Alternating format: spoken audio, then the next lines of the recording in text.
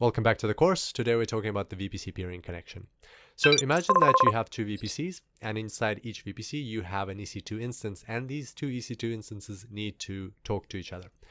Now, one way of enabling that communication is to set up some internet gateways and for the instances to go through the public internet and communicate to each other that way.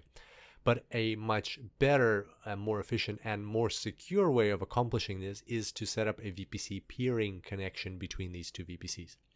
A VPC peering connection is a networking connection that enables you to route traffic between two VPCs using private IP addresses, and it is a completely private connection which is isolated from the public internet.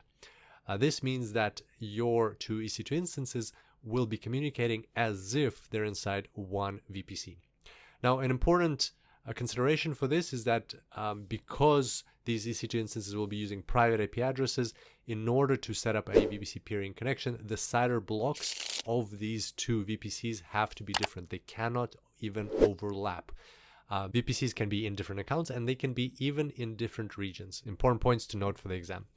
Now, another important thing here is that VPC peering connections are not transitive. So let's say you have VPC 3 over here, and you set up another VPC peering connection between VPC 2 and VPC 3.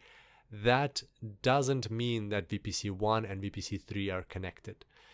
Each connection only works between those two VPCs that are connected. You cannot use multiple connections to jump from VPC 1 through VPC 2 to VPC 3 in this case.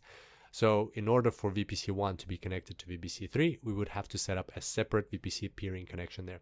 And that's an important thing to remember for the exam as well. VPC peering connections are non-transitive.